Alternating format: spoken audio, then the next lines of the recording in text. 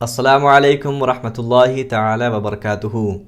سردیاں شروع ہو چکی ہیں اور سردیوں میں تقریباً ہم سبھی جوتے پہنتے ہیں، اور آقا کریم صلی اللہ تعالی علیہ وسلم نے ہمیں جوتوں کے متعلق کون کون سی باتیں ارشاد فرمائی ہیں، آئیے آج کی اس ویڈیو میں جانتے ہیں۔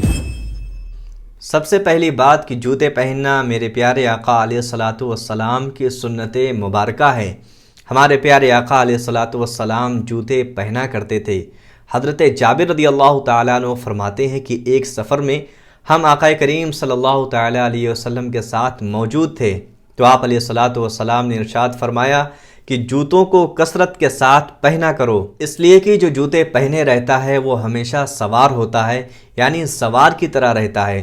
جس طرح کہ ایک شخص جو سواری کرتا ہے اس کے پیر گندے ہونے سے محفوظ ہو جاتے ہیں، اسی طرح اس کے پیروں میں کنکر یا پھر کسی اور قسم کے زخم سے اس کی حفاظت ہو جاتی ہے، اس کے پیروں پر گرد و غبار نہیں پڑتے۔ اس کے علاوہ دیگر فوائد بھی جوتے پہننے کے حاصل ہوتے ہیں۔ جوتے اگر اچھے ہوں تو پھر انسان کا سفر آسانی سے کٹ جاتا ہے۔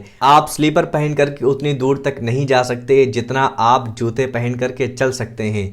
سلیپر پہن کر کے آپ دوڑ نہیں سکتے، لیکن ایک اچھے جوتے پہن کر آپ دوڑ بھی سکتے ہیں اور آپ کی رفتار بھی تیز ہو جاتی ہے۔ اسی طرح آپ نے دیکھا ہوگا کہ جتنے بھی اسپورٹس ہوتے ہیں، سارے اسپورٹس میں، سارے کھیلوں میں جوتے بہت اہمیت کے حامل ہوتے ہیں۔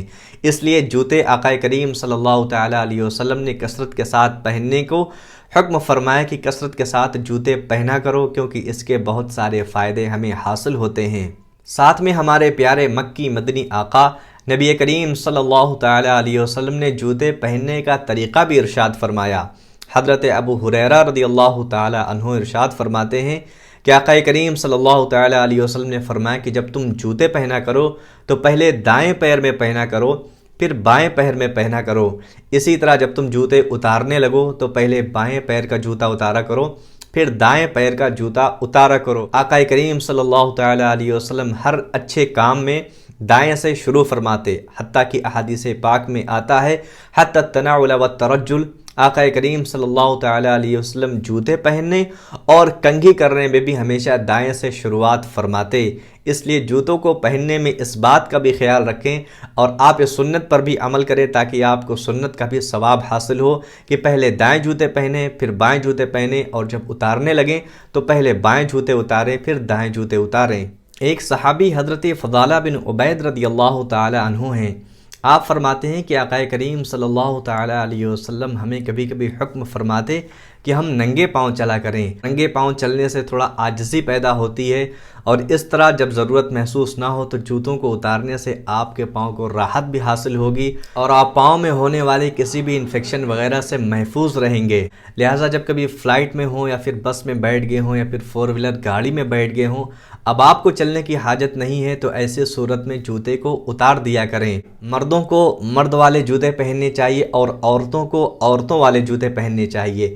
آج کہیں کہیں یہ بات دیکھی جاتی ہے کہ اکثر عورتیں وہ مردوں والے جوتے پہننے شروع کر چکی ہیں۔ حضرت عائشہ صدیقہ رضی اللہ تعالی عنہا کی بارگاہ میں ایک عورت کا تذکرہ کیا گیا کہ وہ مردانہ جوتا پہنتی ہے۔ آپ ام المومنین حضرت عائشہ صدیقہ رضی اللہ تعالی عنہا نے ارشاد فرمایا کہ آقا کریم صلی اللہ تعالیٰ علیہ وسلم نے مردانہ عورتوں پر لعنت فرمائی ہے، یعنی وہ عورتیں جو مردوں جیسی مشابہت اختیار کرتی ہیں، جو ان کی جیسی چیزیں پہنتی ہیں، چاہے وہ کپڑے کی صورت میں ہو، چاہے وہ جوتے کی صورت میں ہو، چاہے وہ بال کی صورت میں ہو۔ اسی طرح ان مردوں پر بھی لعنت فرمائی ہے جو عورتوں کی مشابہت اختیار کرتے ہیں۔